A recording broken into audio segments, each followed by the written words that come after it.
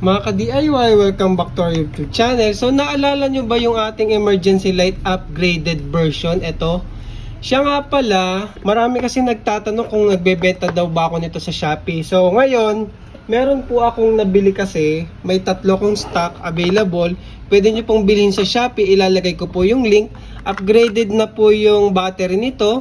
So ito ay nagkakahalaga po ng, yung battery orderin nyo lang 115 po kasi isa nyan.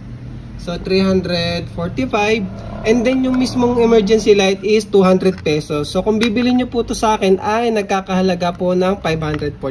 So 3 lang po yung stocks ko mga ka-DIY. So kung gusto nyo po siyang bilhin, message nyo lang po ako sa Shopee. Ayan, so upgraded na po yan. Ito kasi kulay blue. Mas maganda nga yung build nitong blue kaya ayun, unahan na lang kung sinong una makakabili nitong kulay blue, mga ka-DIY. And then try ko damihan yung stocks kung meron pang maghahanap. Pero ayan, sa ngayon, ito muna, meron akong 3 dito na upgraded na yung battery. So legit po yan, 3 2,700. Ang price po niya, isa ay 545. So ayun mga ka-DIY, siya nga pala.